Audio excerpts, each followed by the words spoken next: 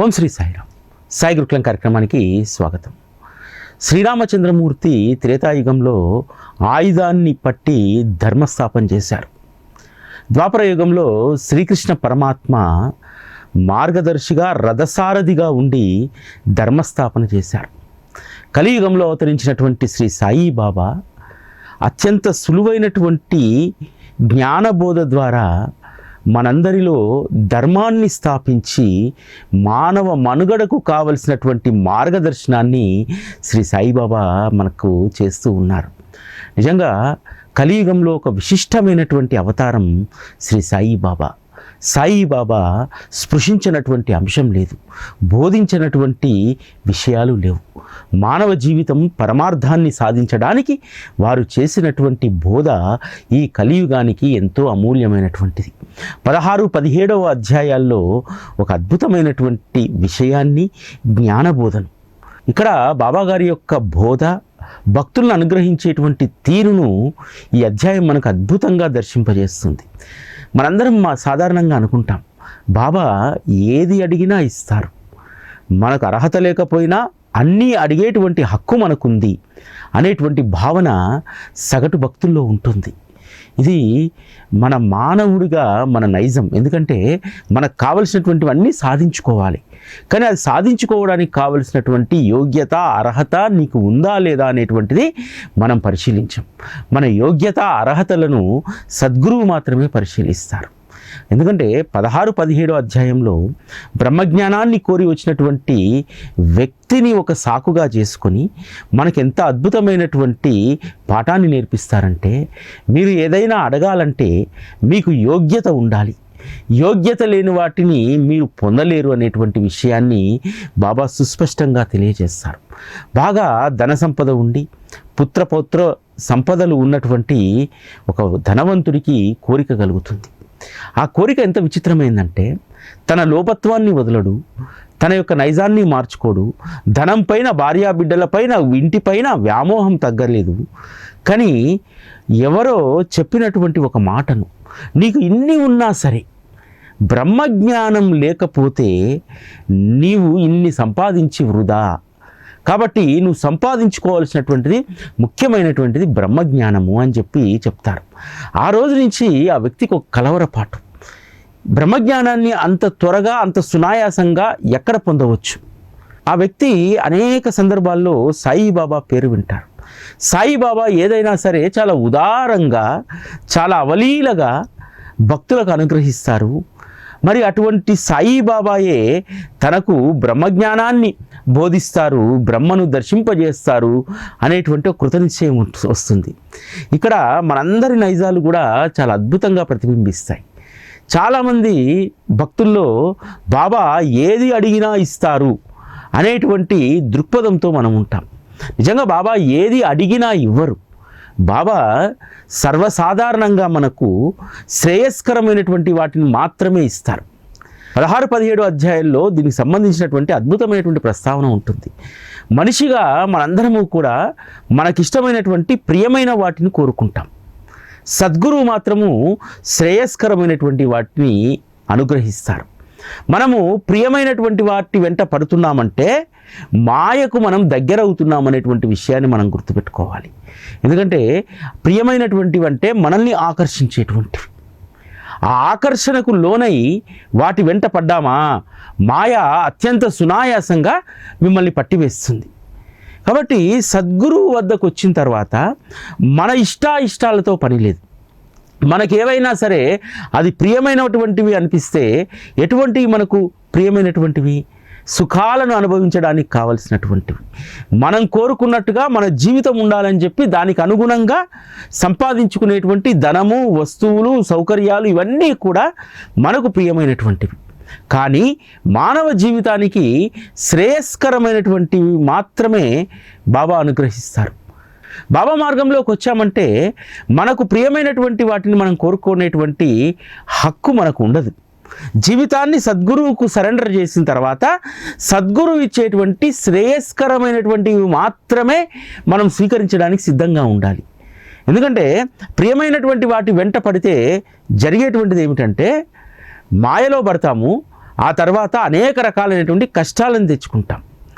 బాబా దగ్గరికి వచ్చిన తర్వాత బాబా యొక్క శ్రమను తగ్గియాలంటే ఆయన యొక్క బాధ్యతే భక్తుల యొక్క భారాలను మోయడం. భక్తులు ఆపదల్లో ఉంటే ఆయన మనసు కల్లోలపడుతుంది. ఇక్కడ మనం గుర్తుపెట్టుకోవాల్సిందంటే బాబా మనస్సు కల్లోలం కాకుండా నా ప్రవర్తన ఉండాలి. అటువంటప్పుడు బాబా మనకు ఏది శ్రేయస్కరమో దానినే అనుగ్రహిస్తారు. కాబట్టి బాబా సహచర్యంలో నా ఇష్టాలతో పని లేదు. నాకు ఏది శ్రేయస్కరమో ఎప్పుడు ఏది వదలుచుకున్నాడో అది బాబా ఇస్తారనేటువంటి నిర్ణయంతో మనం ఉన్నప్పుడు మన జీవితం సద్గురు చన్నాల వద్ద పదిలంగా ఉంటుంది. మన జీవితం పదిలంగా ఉండడమే కాదు, బాబాకు మనం అనవసరమైనటువంటి శ్రమను తప్పిస్తాం. మనకు ఎవరో చెప్తారు, ఒక మంచి పెట్టుబడి పెట్టండి, దాంట్లో బాగా డబ్బులు వస్తాయని అంటారు. డబ్బు అనేటువంటి విషయం మన చెవులో పడగానే వెంటనే ఏమీ ఆలోచించకుండా అటువైపు వెళ్తాం. వెళ్ళిన తర్వాత నష్టం చవి చూసామనుకోండి, ఎవరికి బాధ? ఎవరిని మనం రోజు వేడుకుంటాం? ఒక రకంగా చెప్పాలంటే ఎవరిని మనం పీడిస్తాం ఆ సమస్య నుంచి బయటపడేయమని చెప్పి? మళ్ళీ మనం ఆశ్రయించినటువంటి భగవంతున్నో సద్గురువునో వారి ముందే మనం మొర రోజు ఆలకిస్తాం కదా. ఇక్కడ ఏం జరుగుతుంది? అప్పటి వరకు నువ్వెంతో ప్రేమతో స్మరణ చేసేటువంటి భగవంతుడి యొక్క నామం ప్లేస్లో నీ సమస్య వస్తుంది. తద్వారా నామం కర్మరుగైతుంది. నీ మనస్సు అంతా కూడా నువ్వు కోల్పోయినటువంటి దాన్ని తిరిగి ఎలా పొందాలనేటువంటి దాంట్లోనే నీ మనస్సు ఉండిపోతుంది. ఇప్పుడు మన జీవితానికి ఎంత నష్టం జరిగింది? డబ్బు ఈరోజు పోతే రేపు సంపాదించుకోగలుగుతాం. మనస్సులో భగవంతుని యొక్క స్మరణ పోయిందనుకోండి, భగవంతునిలో మన బాధల స్మరణే ఉందనుకోండి, ఎప్పటికది మానేది. కాబట్టి ప్రియమైనటువంటి వాటిని కోరుకుంటే ఇటువంటి అధోగతి పాలవుతాం. అందులో నుంచి బయటపడేయడానికి బాబా ఎంత శ్రమ పడతారో తెలుసా? మనం చేసినటువంటి తప్పును ఆయన సరిదిద్దడానికి ఆయన అహోరాత్రులు మన గురించే ఆలోచిస్తూ ఉంటారు. మనము మన బిడ్డలనే కష్టపెట్టమే, తల్లిదండ్రులనే కష్టపెట్టమే. అటువంటిది మనకు ఒక అద్భుతమైనటువంటి జీవితాన్ని అనుగ్రహించినటువంటి బాబాను కష్టపెట్టకూడదు అనంటే మనం పాటించాల్సినటువంటి మూల సూత్రం, మనకు ప్రియమైనటువంటి వాటి వైపు మనం వెళ్ళకూడదు, అటు పరుగులు తీయకూడదు. మనకు ఏది శ్రేయస్కరమో ఆ సద్గురువుకు తెలుసు. చాలామంది సామెత చెప్తూ ఉంటారు, అడగందే అమ్మైనా పెట్టదు. అడగకపోతే అమ్మైనా పెట్టదేమో, కానీ సద్గురువు అడగకుండానే నీకు ఏది శ్రేయస్కరమో దానిని అనుగ్రహిస్తారు. ఈ విషయాన్ని బలంగా మీరు నమ్మండి, దీన్నే విశ్వసించండి, దీన్నే పట్టుకొని ఉండండి. సద్గురువు మీ జీవితంలో అద్భుతాలను సృష్టిస్తాడు. మీ జీవితంలో ఎనలేనటువంటి శాంతిని, సుఖాన్ని, సౌఖ్యాన్ని సద్గురువు అందిస్తారు. కాబట్టి మనకు ప్రియమైనటువంటి వాటికంటే కూడా బాబాకు బాగా తెలుసు మనకు ఏది ఇస్తే మన జీవితం బాగుంటుందని చెప్పి. ఇది బాబా యొక్క నైజం. అంతే తప్ప బాబా అన్నీ సునాయాసంగా ఇస్తారనేటువంటిది మన తప్పుడు అవగాహనగా ఉంటుంది. అదే ఇప్పుడు బ్రహ్మజ్ఞానం కొని వచ్చినటువంటి వ్యక్తి ఏ విధంగా బాబాను తప్పుగా అవగాహన చేసుకున్నాడో, మనం కూడా బాబా ఏది అడిగినా ఇస్తారని అంటే మనం బాబాను తప్పుగా అవగాహన చేసుకున్నట్టే, సరిగ్గా అర్థం చేసుకోలేదని చెప్పి ఇన్నేళ్ల సహచర్యం వృధా అనేటువంటిది మనం తెలుసుకోవాలి. ఆ బ్రహ్మజ్ఞానం కోరిపెట్టినటువంటి వ్యక్తి బాబా సులువుగా బ్రహ్మజ్ఞానాన్ని బోధిస్తారని చెప్పి తను వెళ్ళదలుచుకున్నప్పుడు మిత్రులతో చెప్తాడు, నేను బ్రహ్మజ్ఞానాన్ని సంపాదించుకోవాలనుకుంటున్నాను, సాయిబాబా అత్యంత సునాయాసంగా బ్రహ్మజ్ఞానాన్ని బోధిస్తారట, నేను షిరిడీ వెళ్తున్నాను అని అంటారు. అప్పుడు మిత్రులందరూ చెప్తారు, అసలు బ్రహ్మజ్ఞానం పొందాలంటే నీకు భార్య, బిడ్డ, సంపద పట్ల వ్యామోహం పోవాలి. వైరాగ్య స్థితిలో ఉన్నటువంటి వారికి మాత్రమే, దేనిపైన మోహం లేనటువంటి వారు మాత్రమే బ్రహ్మజ్ఞానాన్ని పొందడానికి అర్హులు. అటువంటిది నువ్వు ఎలా పొందగలుగుతావు? నువ్వు లోభివి, ఎవ్వరికీ కూడా పిడికల అన్నం పెట్టినటువంటి వాడివి, ధనం పైన విపరీతమైనటువంటి వ్యామోహంతో సంపదయే లక్ష్యంగా పెట్టుకున్నటువంటి వాడివి, నీకెలా సాధ్యము అని అంటే, లేదు మీకు తెలియదు సాయిబాబా సంగతి. సాయిబాబా వారి సమక్షంలోకి వెళ్తే చాలు మన మనసులో ఉన్నటువంటివన్నీ కూడా అనుగ్రహిస్తారు అని అంటారు. మిత్రులు చెప్తారు, మిత్రమా నువ్వు అనవసరంగా నీ ప్రయాణం వృధా ప్రయాస. ఎవ్వరూ కూడా బ్రహ్మజ్ఞానాన్ని వ్యామోహంతో ఉన్నటువంటి వారికి చూపించరు, బోధించరు. కాబట్టి నీ ప్రయాణం వృధా అవుతుంది అని అంటే, లేదు నేను సాధించుకొని వస్తా చూడని చెప్పి రాను పోను టాంగా కట్టుకొని బయలుదేరతాడు. మనందరం కూడా ఈ రాను పోను టాంగాలోనే ప్రయాణిస్తూ ఉంటాం. ఆతృత. షిరిడీకి వెళ్ళడం ఎంత స్పీడ్గా వెళ్తామో రావడం తిరిగి అంత స్పీడ్గానే వస్తాం. తర్వాత మనకి ఏదైనా కోరిక ఉందనుకోండి, ఈ క్షణాన ఈ రోజులో అయిపోవాలి, బాబా దగ్గర అది పొందడానికి వెళ్ళాలి, వెళ్ళగానే అది బాబా మనకి ఇచ్చేయాలి. ఇదే రాను పోను టాంగా అంటే, ఇమీడియట్లీ ఇచ్చేసేయాలి. మరి బాబా దగ్గర ఆ రోజు కొన్ని సంవత్సరాల తరబడి అలానే కూర్చుండి వారి సాధనను కొనసాగించినటువంటి అనేక మంది భక్తుల్ని ఏమనాలి? కాకాసాహెబ్ లాంటి వారు రాను పోను టాంగా కట్టుకొని రాలేదు. అదేవిధంగా తాత్యాసాహెబ్ నూల్కర్ కావచ్చు, జోగ్ కావచ్చు, నానాసాహెబ్ నిమోన్కర్ కావచ్చు, ఇటువంటి భక్తులు వచ్చిన టాంగాను వెంటనే పంపించేశారు. ఎందుకంటే టాంగా అక్కడ ఉంటే వెళ్ళిపోవాలనేటువంటి కోరిక కలుగుతుంది. వీళ్ళెవరూ కూడా రాను పోను టాంగా మాట్లాడుకొని ఇచ్చినటువంటి వారు కాదు. వచ్చాము, వచ్చిన తర్వాత మన జీవితాలను మార్చుకోవాలి. బాబా ఎప్పుడు మనం కోరుకున్నటువంటి పారమార్థికమైనటువంటి దాన్ని అనుగ్రహిస్తారో అప్పటి వరకు ద్వారకామాయి ముందు కుక్కల వలె పడి ఉండాలి అనేటువంటి దృక్పథంతో ఉన్నటువంటి వారు. కుక్క తను అనుకున్నటువంటి సాధిస్తుంది తెలుసా? గేటు ముందు పడుకొని ఏదైనా వేసేంత వరకు కూడా బయటికి లోపలికి వస్తూ ఉంటే మనల్ని దీనంగా చూస్తుంది. దాని యొక్క మోమును చూసి మన మనస్సు కరిగిపోతుంది. కరిగిపోయి దాన్ని తినడానికి ఏదో ఒకటి ఇస్తాం. కుక్కతో పోల్చినందుకు మనమేమి ఎవరు తప్పుపట్టుకోవాల్సిన అవసరం లేదు. దాని నైజం అది. ఒక్కొక్క వ్యక్తికి ఒక్కొక్క నైజం ఉంటుంది.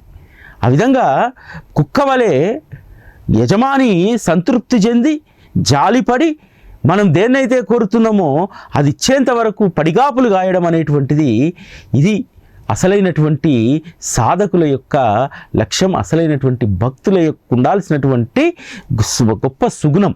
అందుకనే ఆ రోజు వాళ్ళందరూ కూడా బాబా దగ్గర ఏళ్ల తరబడి ఉన్నారు. కాబట్టే వారి జీవితాలకు కావలసినటువంటి పరమార్థాన్ని సాధించుకున్నారు. కానీ ఈ బ్రహ్మజ్ఞానం కోరినటువంటి ఈ వ్యక్తి మాత్రం రాను పోను టాంగా మాట్లాడుకొని వచ్చారు. వస్తే బాబా ఎంత చతురుడంటే వారు వచ్చి ద్వారకామాయిలో బాబా పాదాలకు సాష్టాంగపడి బాబాని అడుగుతారు, బాబా మీరు ఏదైనా సరే అత్యంత సునాయాసంగా అందరికీ పంచేస్తారట, ఇచ్చేస్తారట. నేను కూడా ఒక దానిని ఆశించి వచ్చాను. నాకు బ్రహ్మజ్ఞానంను మీరు ఉపదేశిస్తే టాంగా రాను పోను మాట్లాడుకొని వచ్చాను బాబా. మీరు ఎంత త్వరగా దాన్ని ఉపదేశిస్తే అంత త్వరగా నేను వెళ్ళిపోతాను బ్రహ్మను చూసి అని చెప్పి అని అంటాడు. బాబా ఒక్క గజం ముందుకు జరిగి తమ ఆసనం మీద నుంచి, అయ్యా నీలాంటి వారి కోసమే నేను ఎదురు చూస్తున్నాను. నీలాంటి వారు రావడం ఈరోజు నిజంగా నాకు పర్వదినం. ఎందుకంటే మిత్రమా, అనేక మంది పుత్రులు, సంతానము, ఐశ్వర్యము, కోర్టు కేసులు, రకరకాలైనటువంటి లౌకికపరమైనటువంటి కోరికలతో నా దగ్గరికి వచ్చి ఇప్పటి వరకు వారికి కావలసినటువంటి సాధించుకున్నారు. ఇప్పటి వరకు నీలాంటి వారు రాలేదు మిత్రమా. బ్రహ్మజ్ఞానాన్ని పొందాలనేటువంటి నీ జిజ్ఞాసకు నా జోహార్లు.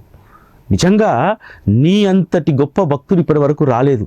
అందరూ అది కావాలి ఇది కావాలన్నారు, బ్రహ్మను చూపెట్టమని చెప్పి ఎవరు అడగలేదు. కాబట్టి ఈరోజు నాకు పర్వదినం అని చెప్పి బాబా ఒక నాటకాన్ని ప్రారంభిస్తారు. ఆ నాటకమే 5 రూపాయల కోసము ఊరిలో ఉన్నటువంటి మార్వాడి సేట్ దగ్గరికి పంపిస్తారు. చెప్తాడు, వెళ్ళి బాలా దగ్గరికి వెళ్ళి ఒక 5 రూపాయలు తీసుకురాపో అని చెప్పి ఒక పిల్లవాడిని పంపిస్తాడు. ఆ పిల్లవాడు ఆడుతూ పాడుతూ బాలా ఇంటికి పోయి తిరిగి వచ్చి చెప్తాడు, బాబా బాలా ఇంట్లో లేడు, మార్కెట్కి వెళ్ళాడట, కొప్పర్గావ్ వెళ్ళాడట అని అంటే, అరే 5 రూపాయలు లేకపోయే అని చెప్పి బాబా గునుక్కుంటుంటాడు. సరే నందు దగ్గరికి వెళ్ళరా పో అని అంటాడు. వెళ్ళేసరికి నందు కూడా ఇంట్లో ఉండరు. నందు అండ్ బాలా ఇద్దరు కూడా ఊర్లో వెళ్ళినటువంటి విషయం బాబాకు తెలుసు. అందుకనే వాళ్ళ ఇంటికి పంపించాడు. బాబా ఇంకెవరి దగ్గరికైనా పంపిస్తే బాబా 5 రూపాయలు అడిగితే చాలా సునాయాసంగా ఇచ్చేస్తారు షిరిడీలో ఎవరైనా. ఆ రోజు బాబా అడిగితే సర్వస్వాన్ని సమర్పించడానికి సిద్ధంగా ఉన్నటువంటి అనేక మంది భక్తులు షిరిడీలో ఉన్నారు. వాడాలో ఎప్పుడూ కూడా ముంబై నుంచి, పూణే నుంచి, నాగ్పూర్ నుంచి వచ్చిన భక్తులు ఉంటారు. వాళ్ళకి 5 రూపాయలు పెద్ద సమస్య కాదు. వాళ్ళు వచ్చినప్పుడల్లా బాబాకు రూపాయలు అనేకం ఇచ్చి వెళ్తూ ఉంటారు దక్షిణ రూపంలో. కానీ బాబా పర్టికులర్గా ఆ 2 ఇళ్ళకి పంపించాడు. ఎందుకంటే వాళ్ళు లేరు కాబట్టి అక్కడ డబ్బు రాదు. ఈ నాటకాన్ని అంతా చూస్తూ ఉన్నాడు. చూస్తూ అడుగుతాడు, అయ్యా నాకు సమయం అయిపోతుంది, ఆ టాంగా వాడు గొడవ చేస్తూ ఉన్నాడు, నేను వెళ్ళిపోవాలని చెప్పి, ఇప్పుడే నాకు బ్రహ్మాన్ని చూపెట్టండి బాబా అని అంటారు. మిత్రమా, జరుగుతున్నటువంటి నాటకం అంతా చూస్తున్నావు కదా, బ్రహ్మ ఎక్కడో లేదయ్యా, నీ జేబులోనే ఉన్నాడు. నీ జేబులో నేను అడిగినటువంటి 5 రూపాయల నోట్లు 25 ఉన్నాయి కదా అని అంటాడు. బ్రహ్మను నీ దగ్గరే పెట్టుకొని నేను బ్రహ్మ కోసం ఊరంతా తిప్పుతుంటే ఆ బ్రహ్మను నీకు చూపెడదామని చెప్పి పిల్లవాడిని పంపిస్తే బ్రహ్మ నీ దగ్గర పెట్టుకొని కూడా ఆ బ్రహ్మను తీయలేకపోయావు. నువ్వు ఇక బ్రహ్మజ్ఞానాన్ని ఏమి అవగాహన చేసుకుంటావు అని అంటారు. అంటే ధనం పైన వ్యామోహం పోనటువంటి వాడు. ఎందుకంటే చాలా ఈజీ కదా. అతను రానుబోను టాంగా కట్టుకొని వచ్చాడు. 5 రూపాయల కోసం పిల్లవాడిని ఒక దగ్గరికి పంపించి మళ్ళీ పిల్లవాడు వచ్చేసరికి చాలా సమయం గడిచింది. ఇంకో దగ్గరికి పంపిస్తుంటే ఎందుకులే బాబా 5 రూపాయలు నేనే ఇస్తాను, నువ్వు జ్ఞానాన్ని బోధించు అనలేదు. అంటే బ్రహ్మజ్ఞానం పొందడానికి కనీసం గురువుకు ఒక 5 రూపాయలు ఉదారంగా ఇచ్చేటువంటి మనస్సు నీకు లేదు, కానీ బ్రహ్మజ్ఞానం కావాలి. ఈరోజు మనం కూడా చాలా విషయాల్లో ఇటువంటి పొరపాట్లే చేస్తాం. బాబా దగ్గర సకలం పొందాలి, కానీ బాబా కోసం డబ్బు ఇస్తాం మనం. ఎందుకంటే డబ్బు మనకు వస్తుంది కాబట్టి డబ్బు ఇస్తాం. ఇక్కడ డబ్బు ప్రాతిపదిక కాదు. బాబా దగ్గర సకలం పొందినప్పుడు ఆయనకి ఎంత సమయం ఇస్తున్నాం. సమయం చాలా విలువైనటువంటిది. మార్కెట్లో ఏ వస్తువునైనా కొనగలుగుతాము, సమయాన్ని కొనలేము. కాబట్టి బాబా దగ్గర సకలం పొందేటువంటి మనము సమయాన్ని ఎంత ఇస్తున్నాము? బాబా ఈ రోజులో నేను నీ స్మరణ కోసమో నీ సేవ కోసమో 1 గంట వెచ్చిస్తాను, గురుకథా శ్రవణం కోసమో గురుకథా పారాయణ కోసమో 1 గంట వెచ్చిస్తాను అని చెప్పి మనం వెచ్చిస్తున్నామా? ఇక్కడ బాబాకు సమర్పించేటువంటి దక్షిణ డబ్బు ఎంతనో అంతకంటే విలువైనటువంటిది ఆయనకు మనం సమర్పించేటువంటి సమయం. ఆ సమయాన్ని సమర్పించినప్పుడే మనం బ్రహ్మను తెలుసుకోగలుగుతాం. పరబ్రహ్మ అయినటువంటి శ్రీ సాయిబాబా యొక్క అంతరంగాన్ని మనం పరిపూర్ణంగా అర్థం చేసుకుంటాం. ఎందుకంటే గురువు యొక్క అంతరంగాన్ని అర్థం చేసుకోకుండా, వారి యొక్క అంతరంగాన్ని ఎరిగి ప్రవర్తించకుండా ఉంటే నీ శిష్యత్వము ఏమాత్రం కూడా పనికిరాదు. ఎందుకంటే ఆయనకి ఏమీ కోరికలు ఉండవు. బాబాకు కోరికలు లేనటువంటి స్థితిలో వారు ఉంటారు. వారికి ఏదైనా కోరిక కలిగితే ఆ కోరికను మనం తీర్చగలుగుతామా? తీర్చలేము. మన బుర్ర పనిచేయదు. బ్రహ్మజ్ఞానాన్ని కోరించినటువంటి వ్యక్తి అక్కడ కూర్చుంటే 5 రూపాయల కోసం పంపాడు కదా, ఆ 5 రూపాయలకు అక్కడికి పంపడం ఎందుకు? 5 రూపాయలు నేనే ఇవ్వచ్చు కదా అనేటువంటి బుద్ధి అతనికి ఎందుకు రాలేదు? బాబాకు ఏదైనా కోరిక కలిగితే శిష్యులుగా మనం తీర్చలేము, కానీ ఆయన మనకు అన్ని రకాలైనటువంటి కోరికలను, మనం కోరుకున్నటువంటి వాటిని, కోరుకోనటువంటి వాటిని కూడా అనుగ్రహించేటువంటి సిద్ధుడు శ్రీ సాయి బాబా. బాబా చెప్తాడు, బ్రహ్మజ్ఞానం అనేటువంటిది ఊరికే వచ్చేటువంటిది కాదు. బ్రహ్మ కొరకు పంచ ప్రాణాలు, పంచ కర్మేంద్రియాలు, పంచ జ్ఞానేంద్రియాలు, మనోబుద్ధి అహంకారాలు సమర్పించవలసి ఉంటుంది. నువ్వు అదేది సమర్పించకుండా ఏ విధంగా నువ్వు బ్రహ్మజ్ఞానాన్ని పొందుతావు? బ్రహ్మజ్ఞానం లభించేటువంటి మార్గం చాలా కఠినమైంది. అది అందరికీ సులభ సాధ్యం కాదు. నియమబద్ధమైనటువంటి అభ్యాసం తప్పనిసరి, శ్రమ తప్పనిసరి. ఎముకలు పూసలైపోవాలి. అప్పుడు గురు కృపా ప్రకాశంతో మాత్రమే బ్రహ్మజ్ఞానం మనకు లభిస్తుంది తప్ప ఇతరత్ర అది సాధ్యమయ్యేటువంటిది కాదు. బ్రహ్మజ్ఞానము ఒకరు ఉపదేశించేటువంటిది కూడా కాదు. నీ సాధన, నువ్వు ఎంచుకున్నటువంటి లక్ష్యము, నిరంతరమైనటువంటి ధ్యాస భగవంతుని పైన, ఇవి మాత్రమే బ్రహ్మజ్ఞానాన్ని మనకు కలిగిస్తాయి తప్ప ఇది ఒకరు ఉపదేశిస్తే వచ్చేటువంటిది కాదు, ఒకరు చూపిస్తే దర్శించేటువంటిది కాదనేటువంటి విషయాన్ని శ్రీ సాయి సచ్చరిత్ర ద్వారా బాబా అద్భుతంగా మనకి ఇక్కడ తెలియజేశారు. ఇక్కడ మనం గమనించాల్సింది ఏంటంటే, మనతో పాటు బాబా దగ్గరికి ఎవరైనా వెళ్ళి ఏదైనా అడగాలంటే వారు దేనిని చూస్తారు? మనం సమర్పించేటువంటి దక్షిణ మాత్రమే చూడరు. మన యొక్క యోగ్యత, కోరడానికి వచ్చినటువంటి వాడి యొక్క యోగ్యతను, అర్హతను చూస్తారు. ఆ యోగ్యత, అర్హతను బట్టే మనకు ఇవ్వాల్సినటువంటివి సద్గురువు ఇస్తారు తప్ప మన యొక్క అడి ఆశలకు, మన యొక్క అత్యాశకు శ్రీ సాయి బాబా లొంగడు. మన అత్యాశను బాబా తీర్చడు అనేటువంటి విషయాన్ని మనం గుర్తుపెట్టుకోవాలి. బ్రహ్మజ్ఞానం కదా అదే చెప్తుంది. అత్యాశ కదా అతనికి, సంసారం పైన వ్యామోహం తగ్గలేదు, జేబులో ఉన్నటువంటి రూపాయి బయటికి తీసేటువంటి ఉదారత లేదు.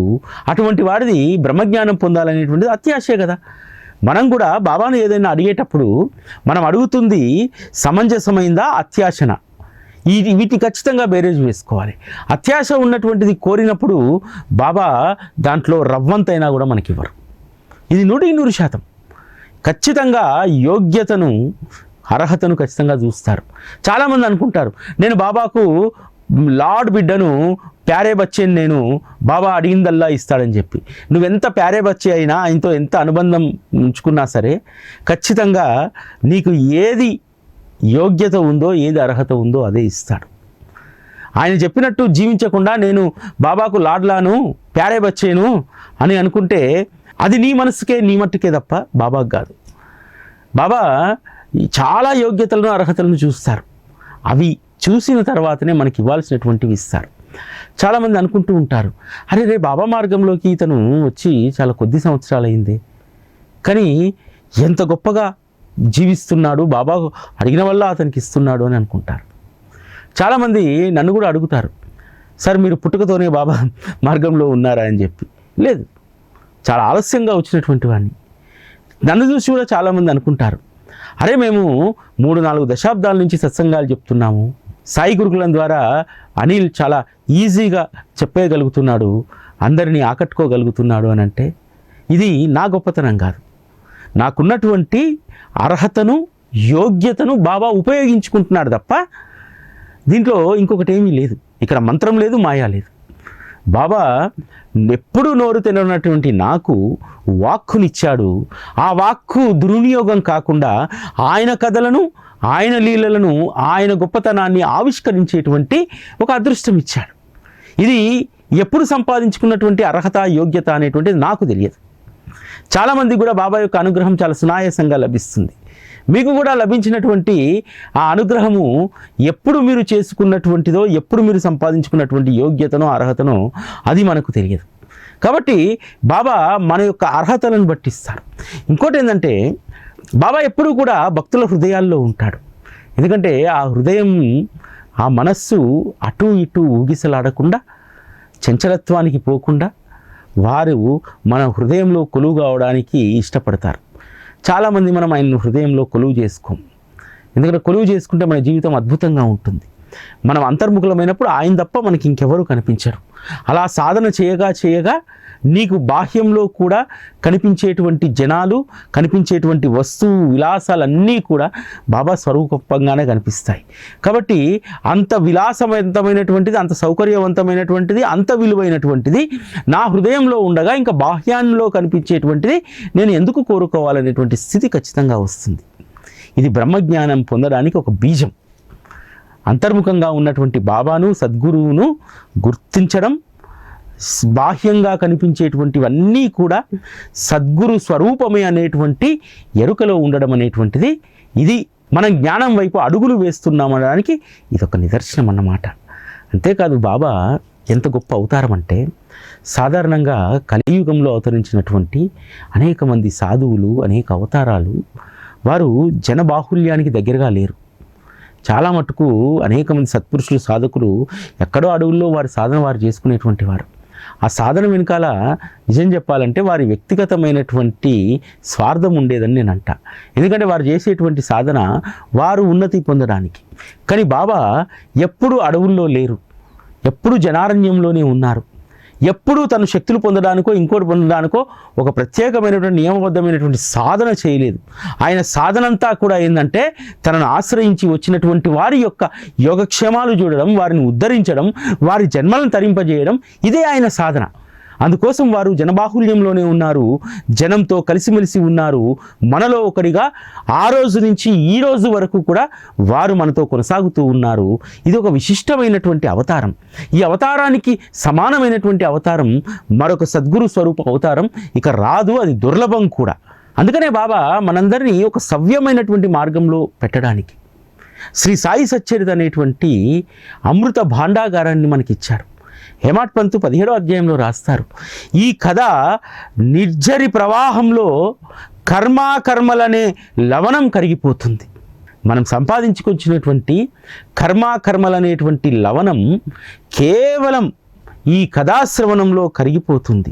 శ్రవణాల ద్వారా సాయి యొక్క సుందర రూపం నయనాల్లోకి ప్రవేశిస్తుంది. ఈ చరిత్ర శ్రవణంతో పాతకాలు నశిస్తాయి. ఈ చరిత్ర శ్రవణంతో కాలునితో పోరాడి విజయాన్ని పొందుతారు. ఈ చరిత్ర శ్రవణంతో శ్రోతలు పరమోత్సాహాన్ని, ఉల్లాసాన్ని అనాయాసంగా పొందుతారు. ఈ చరిత్ర శ్రవణంతో అంతఃకరణం పరిశుద్ధమవుతుంది. శ్రవణంతో జనన మరణాలు వదిలిపోతాయి. శ్రవణంతో శ్రోతలు బ్రహ్మత్వాన్ని పొందుతారు. ఈ శ్రవణం కేవలం బ్రహ్మార్పణ బుద్ధితో చేయాలి.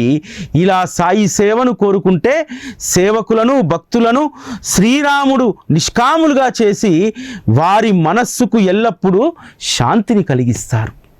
అంటే ఒక్క సాయి కథా శ్రవణం ఎన్ని లాభాలను తెచ్చిపెడుతుందో చూడండి. మనల్ని బ్రహ్మ సాయుధ్యం వైపు నడిపిస్తుంది. ఎందుకంటే శ్రవణాల ద్వారా మనం ఒక్కసారి సాయి కథను వింటే ఆ కథ మన నయనాల ముందు కదలాడుతుంది, నయనాల్లోకి వచ్చేస్తుంది. అదేవిధంగా ఈ కథా శ్రవణం మనల్ని కాలుడితో పోరాడి విజయాన్ని సాధించేలాగా విజేతగా మనల్ని నింపుతుంది. ఈ ఒక్క కథాశ్రవణంతో పాతకాలన్నీ కూడా నశించిపోతాయి. ఈ శ్రవణంతోనే అంతఃకరణం పరిశుద్ధమై శ్రవణంతో జనన మరణాలు వదిలిపోతాయి. శ్రవణంతో శ్రోతలు బ్రహ్మత్వాన్ని సాధిస్తారు. బ్రహ్మత్వాన్ని సాధించడం అనేటువంటిది ఆషామాషి వ్యవహారం కాదు. ఒక్క సద్గురు కథాశ్రవణంతో మాత్రమే అంకితమైనటువంటి భక్తి, నిర్మలమైనటువంటి మనస్సు, చంచలత లేనటువంటి బుద్ధి, ఇవి బ్రహ్మత్వాన్ని పొందడానికి మనం పెట్టాల్సినటువంటి పెట్టుబడి. ఈ పెట్టుబడి ఉంటేనే మనం అనుకున్నటువంటి కథాశ్రవణం మనకు ప్రయోజనాన్ని ఇస్తుంది. ఈ మూడింటిని దక్షిణగా సమర్పిస్తే శ్రవణం విజయవంతమవుతుంది. శ్రవణం పావనమై మన జీవితాలను పరవశింపజేస్తుంది. అంత శక్తి ఈ శ్రవణంలో ఉంది. బాబా యొక్క బోధ చాలా సులువైనటువంటిది, కానీ దాన్ని ఆచరణలో పెట్టడం చాలా కష్టమైనటువంటి పని. అంతేకాదు వారిని అర్థం చేసుకోవడం కూడా ఆ రోజు నుంచి ఈ రోజు వరకు కూడా ఎలా ఉంటుందంటే, బాబా యొక్క అవతారము కుబేరుని వంటి ధనవంతుడు భిక్షాపాత్ర పట్టుకొని తిరుగుతుంటే మనం బాహ్యానికి కనిపించేటువంటి భిక్షువులాగానే బాబా కనిపిస్తాడు. అందుకనే ఈరోజు చాలామందికి బాబా అర్థం కాకపోవడానికి కారణం ఏంటంటే వారి యొక్క అంతర్గతంగా ఉన్నటువంటి బ్రహ్మతత్వాన్ని, పరమాత్మతత్వాన్ని అర్థం చేసుకోకపోవడం. కానీ ఈరోజు అత్యధికులం మనం అర్థం చేసుకోలేనటువంటి వాళ్ళ 10% సాయిబాబాను అర్థం చేసుకొని వారిలో బ్రహ్మత్వాన్ని చూసినటువంటి వాళ్ళము 90% మంది. అందుకనే ఇప్పటికీ షిరిడి కలకల్లాడుతుంది. షిరిడి దర్శన సౌభాగ్యం వల్ల ఎంతోమంది ఈరోజు పునీతులవుతున్నారు, జీవితాలు మారిపోతున్నాయి. అందువల్ల మనందరము కూడా శ్రీ సాయిబాబా అనేటువంటి కథాశ్రవణ సాగరంలో నిత్యము మునకలు వేస్తూ మన యొక్క త్రితాపాలను, పాపకర్మలను అన్నింటినీ కూడా ప్రక్షాళన చేసుకునేటువంటి పనిలో పడదాం. ఇది ఈరోజు సాయి గురుకులం. మళ్ళీ రేపటి కార్యక్రమంలో కలుసుకుందాం. అప్పటి వరకు సెలవు. నమస్కారం.